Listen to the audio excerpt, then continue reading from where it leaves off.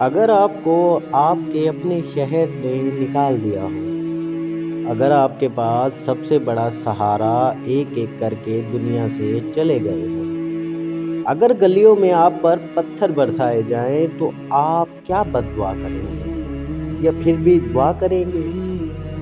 آج ہم اس سفر پر چلیں گے جو مکہ سے شروع ہوا، طائف میں لہو لہان ہوا اور پھر 7 آسمانوں تک پہنچ گیا۔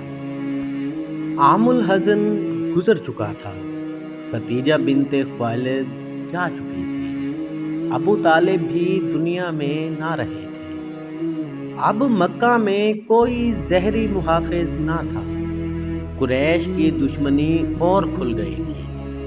ایسے میں رسول اکرم صلی اللہ علیہ وسلم نے فیصلہ کیا، شاید مکہ نہ سنے تو کسی اور شہر کو پیغام پہنچایا جائے، اور آپ صلی اللہ علیہ وسلم نے رخ کیا شہر طائف کی طرف۔ یہ سفر آسان نہ تھا، تقریباً 100 کلومیٹر کا پیدل سفر۔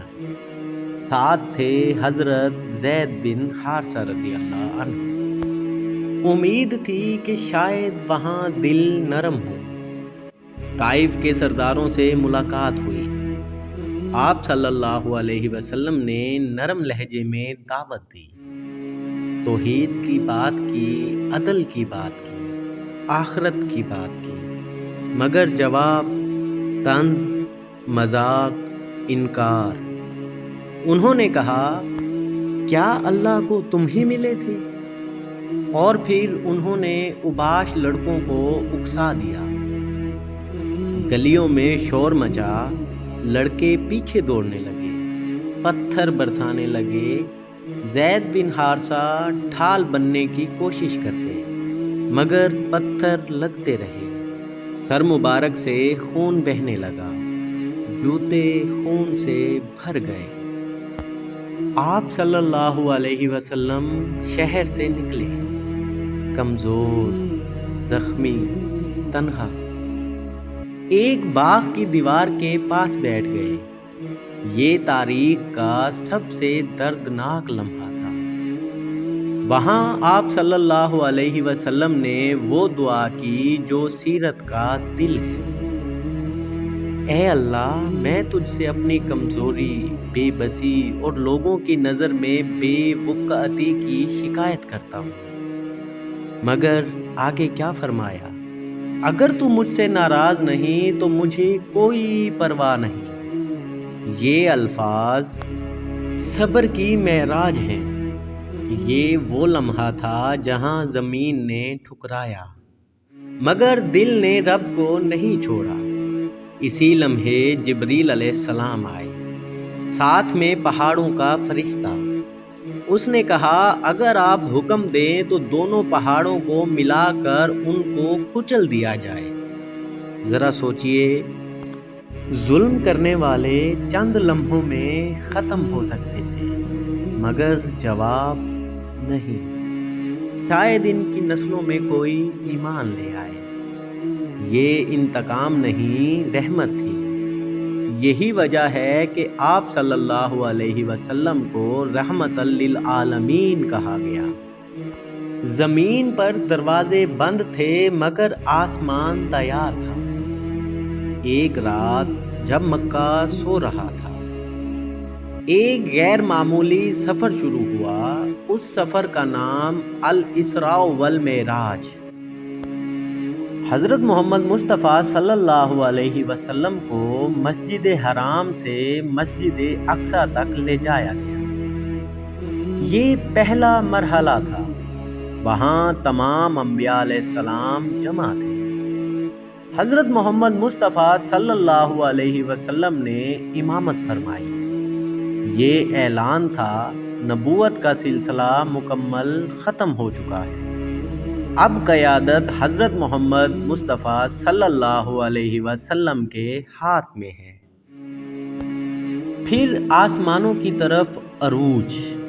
پہلا آسمان، حضرت آدم علیہ السلام سے ملاقات۔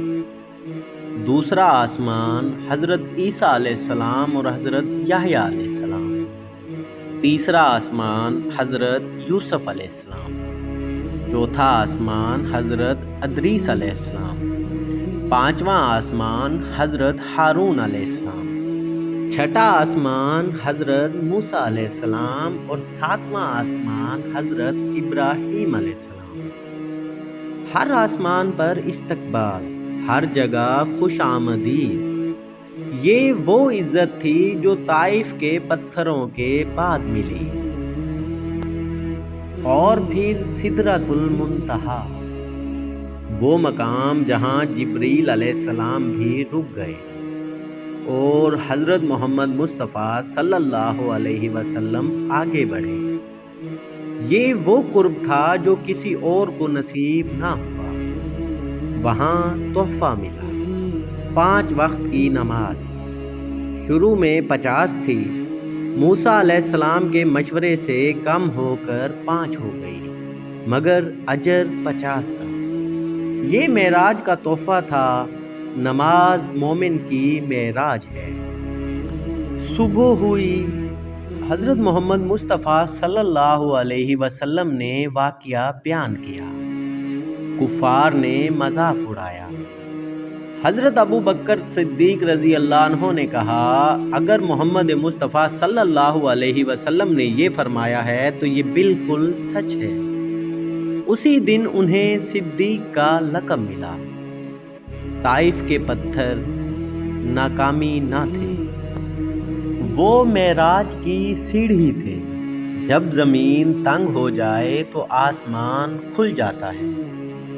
जब लोग छोड़ दें तो अल्लाह संभाल लेता है। ये सबक है, गम के बाद अरूज आता है।